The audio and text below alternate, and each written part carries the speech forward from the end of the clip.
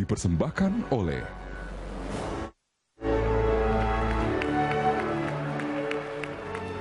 para pasangan calon dan penonton juga netizen. Inilah sesi kelima. Paslon, polanya masih sama dengan sesi sebelumnya, di mana pertanyaan muncul dari para pasangan calon untuk kemudian harus ditanggapi dan diargumen kembali oleh masing-masing kandidat guna mempertahankan gagasannya. Saya ingatkan kembali bahwa tema pertanyaan harus sesuai dengan yang ditetapkan oleh KPUD, yaitu tentang pembangunan sosial ekonomi untuk Jakarta yang dapat diturunkan ke masalah sosial ekonomi, transportasi, lingkungan hidup, keamanan, serta pendidikan. Baiklah, langsung saja pada sesi kelima putaran pertama, pertanyaan dari paslon kedua kepada paslon pertama. Untuk itu, saya berikan waktu kepada paslon kedua selama 1 menit bertanya kepada pasangan calon nomor urut 1. Silakan. Ya, saya mau tanya, saya juga heran hasil audit terakhir, namanya dana bergulir itu sudah di stop. Karena di zaman Bu Sirvi masih jadi wali kota, Pak Foke masih gubernur, itu macet ratusan miliar. Dan beberapa penerima dana bergulir ini masuk penjara. Makanya setelah dievaluasi, kami kembalikan evaluasi kepada Bank DKI. Nah, kami tidak mengerti bagaimana caranya. Lalu tadi juga pasangan calon satu katakan meluncurkan kartu Satu Jakarta. Kami sudah luncurkan dengan Bank Indonesia Juni tahun lalu, nama itu kartu Jakarta One. Namanya non-tunai, kartu non-tunai terintegrasi, itu tidak bisa sembarang buat nama tanpa persetujuan Bank Indonesia. Jadi saya bingung bagaimana pasangan nomor 1 mengeluarkan program-program ide-ide yang sebetulnya bertentangan dengan aturan dan lebih banyak mengkopi kami bolak-balik nama. Nggak bisa. Mari saya mau tanyakan solusinya seperti apa. Terima kasih. Baik, langsung saja kepada pendukung paslon kedua. Paslon 1, Anda memiliki waktu 1,5 menit untuk menjawab pertanyaan tersebut. Silakan. Itu sebabnya saya mengeluarkan Satu Jakarta. Kenapa? Karena saya melihat sendiri. Saya tahu betul di dalam belum jalan. Karena itulah saya mengatakan, saya sudah siapkan aplikasi ini. Dan saya sudah siapkan apa yang perlu dilengkapi. Bicara di sini kartu Jakarta Pintar, di sini ada education report. Bicara KJS ada medical report. Bicara transportasi, bicara bagaimana ini juga bisa menjadi ATM. Dan yang paling penting lagi, kita nggak repot. Data semua berada di sini. Dan saya yakin bahwa kalau kita memiliki Satu Jakarta ini, sekali lagi, bukan hanya melaunching, tetapi realisasinya terbukti. KJP saja banyak keluhan. Kenapa sampai terlambat KJP? Kenapa orang harus sengsara? Padahal pendidikan itu adalah tanggung jawab pemerintah bersama-sama dengan masyarakat. Disinilah yang saya ingin. Kenapa kita sepakat, Mas Agus dengan saya, Mpok Silvi, ingin mengeluarkan Satu Jakarta yang akan terrealisasi dengan nyata. Bukan sekedar melaunching saja dan kemudian mengeksposnya dalam media sosial. Tapi kenyataannya tak berguna. Mudah-mudahan ini menjadi solusi terbaik untuk warga Jakarta yang makin insya Allah sejahtera. Insya Allah kami amanah. Kita tahan dari pendukung paslon 1. Pendukung paslon 1. Saya berikan kesempatan kepada paslon 2 untuk menanggapi dalam waktu 1 menit. Itu yang saya sampaikan. Saya bilang pasangan nomor 1 ini kelihatan tidak ngerti peraturan keuangan. Kita kan kerjasama dengan OJK juga. Kami ingin seluruh Jakarta ini cashless society. Makanya OJK dengan BI mengeluarkan rekening bank, nama itu tabunganku. Setor 20.000 di bank besar boleh buka rekening. Nah, kenapa kartu Jakarta One itu sudah jalan? Ini soal cetak saja. Kenapa BI memberikan izin pada kami? Karena kami sudah punya database. Semua KJP ada 692.000 pemegang. Semua pemegang rumah susun, semua yang naik bus Transjakarta, semua UMKM, semua PKL itu sudah kami daftarkan. Nah, karena itulah BI mengizinkan kami menerbitkan kartu Jakarta One. Dan bank-bank yang lain sudah MOU dengan kami, baik BCA, Mandiri, mereka mendukung. Backbone-nya siapa? Bank DKI. tapi datanya ada di Dinas Kominfo. Jadi saya kira kurang mengerti peraturan keuangan. Waktunya habis. Baik. Paslon 1 langsung saja. Paslon 1 Anda dapat menanggapi kembali selama 1 menit. Inilah masalahnya. Pemimpin yang selalu curiga dengan rakyatnya sendiri. Pertama tadi pertanyaannya, bagaimana meyakinkan agar masyarakat tidak masuk penjara? Selalu otaknya bagaimana masyarakat tidak masuk penjara? Bagaimana pertanyaannya kalau mereka berhasil? Tidak pernah ditanyakan. Tadi pemberdayaan RT RW 1 miliar, Pak Jarod pertama-tama menyampaikan pertanyaan tadi seperti itu. Pak Basuki juga menyampaikan bagaimana nanti untuk bantuan modal usaha atau dana bergulir.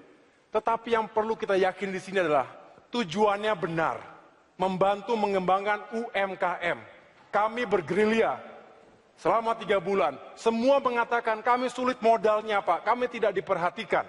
Kami berkeliling juga, semua komunitas RT RW mengatakan kami tidak diperankan sebagaimana mestinya. Kami ingin berinisiatif, kami tahu lingkungan kami puluhan tahun tinggal di sini.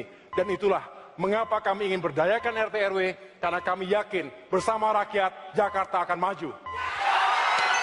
Baik, itu tadi tanggapan.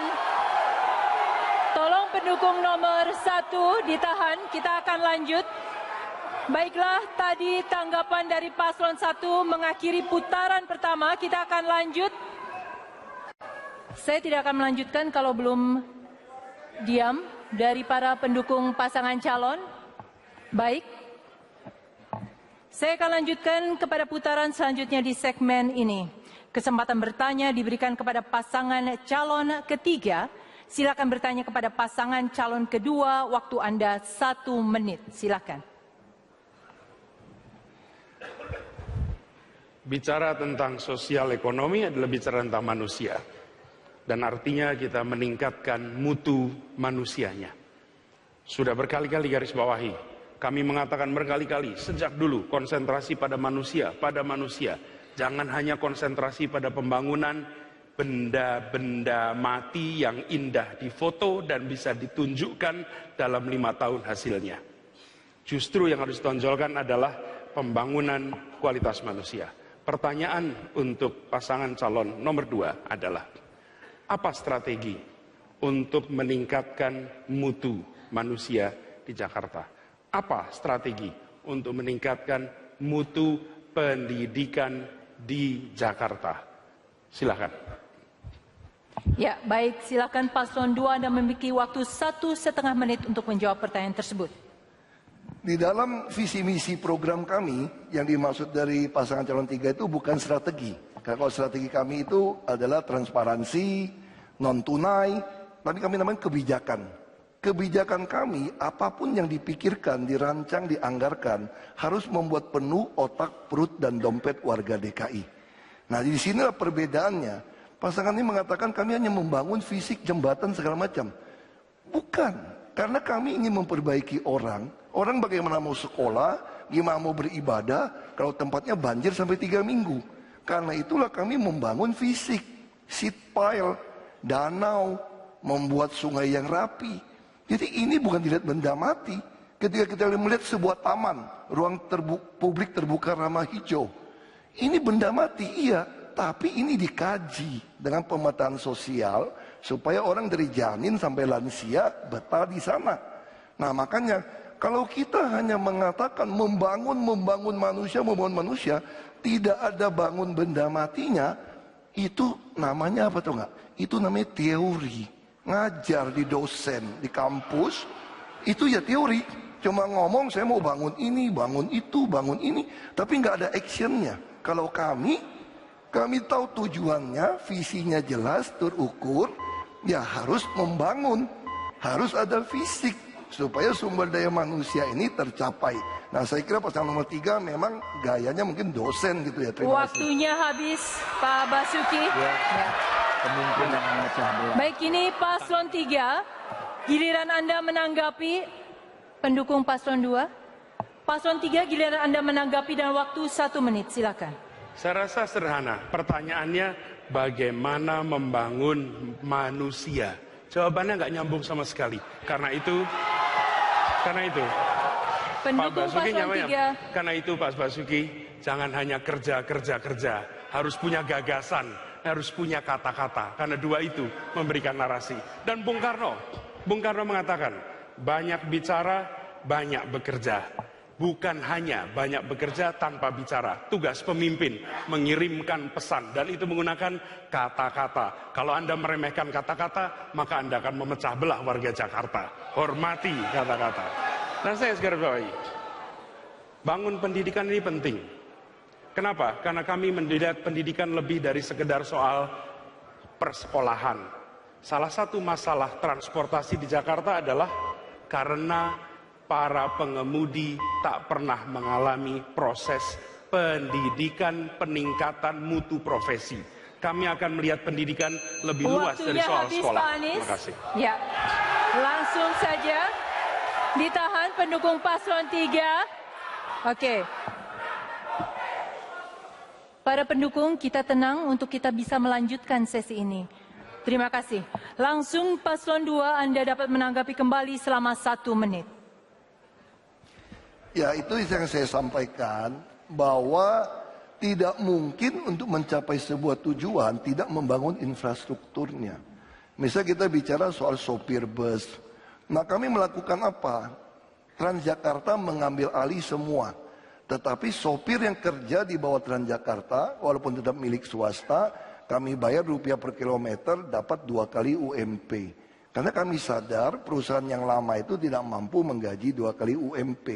Dan apalagi yang kami katakan, visi kami terukur dengan angka. Apa angka itu? Itulah indeks pembangunan manusia. Makanya jangan heran Jakarta nomor 1. Malahan kita terima 4 piagam dari Bappenas. Belum pernah di Republik ini sebuah provinsi mendapatkan 4 piagam sekaligus dalam hal pembangunan manusia. Dan itu diperoleh oleh DKI. Terima kasih. Baik, waktunya sudah cukup. Harap tenang pendukung paslon kedua. Ya. Hadirin yang ada di ruangan ini, saya tahu situasinya mulai panas, tapi kita tetap mengacu kepada tata tertib supaya jalannya memang lebih lancar dan kita sesuai waktu. Seperti yang kita sepakati di awal. Baik, kita langsung saja masuk ke putaran terakhir di segmen kelima ini. Kesempatan bertanya saya berikan kepada pasangan calon pertama. Silakan bertanya kepada pasangan calon ketiga. Waktu Anda 1 menit dari saat dimulai. Silakan. Terima kasih. Assalamualaikum Pak Menteri, Pak Anies. Saya ingin bertanya, bagaimana menurut Bapak bahwa Jakarta ini kok ketegangan sosial, keamanan, kriminalitas boleh dikatakan termasuk yang terburuk di kota-kota besar di dunia. Bapak kebetulan sebagai seorang pendidik tentu punya kisi-kisi yang baik bagaimana supaya ketegangan sosial, kriminalitas tidak meningkat. Sehingga kita betul-betul pingin Jakarta ini nyaman, aman, kemudian tidak terganggu, tidak ada pelecehan. Kemudian juga bagaimana masyarakat ini juga ya merasa Jakarta ini layak untuk dihuni. Terima kasih.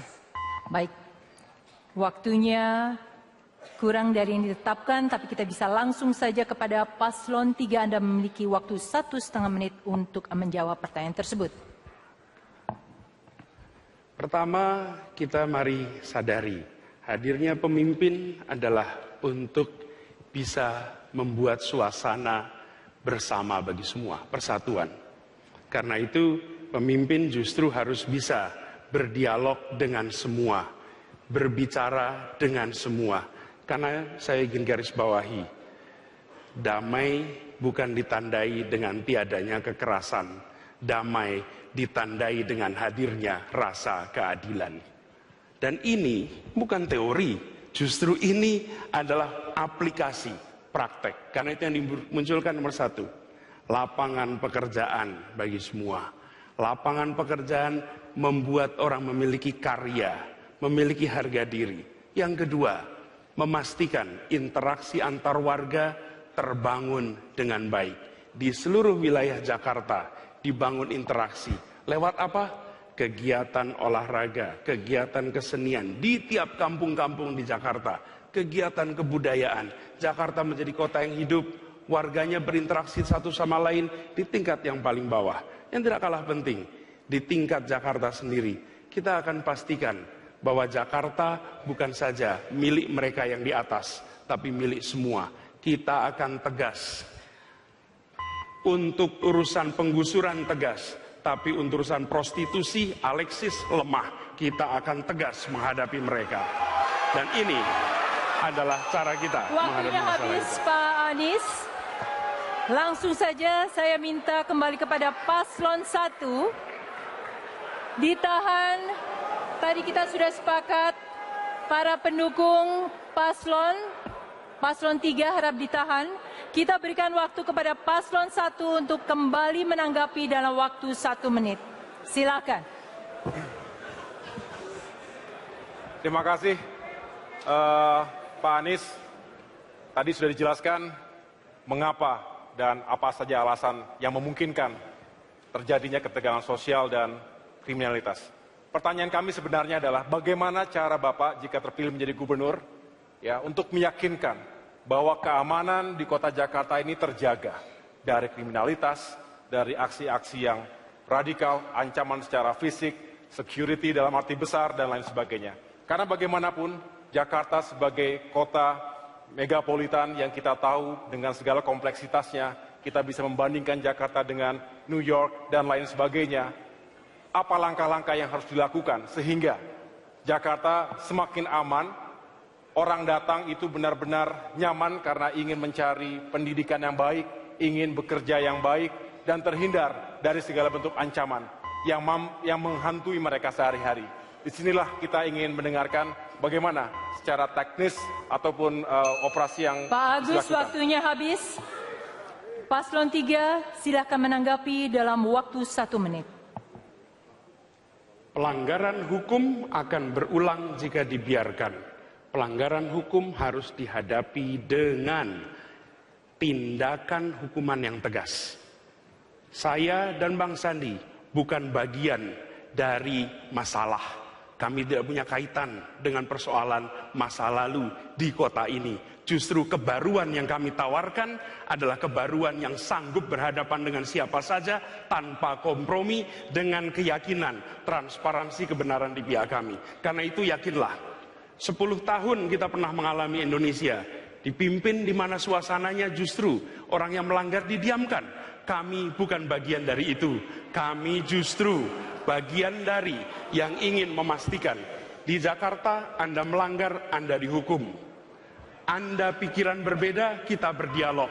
Tapi kalau Anda memaksakan pikiran, Anda berhadapan dengan hukum, dan kami nol kompromi pada pelanggar hukum, siapapun juga, dimanapun juga, kapanpun juga. Waktunya habis. Baik, silahkan kalau dari para pendukung pasangan calon kita boleh tepuk tangan karena ini adalah akhir dari sesi kelima.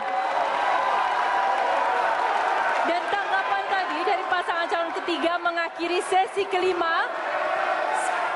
Acara debat ini menuju titik akhir, tapi kami masih punya 1 sesi lagi. Tetaplah bersama kami.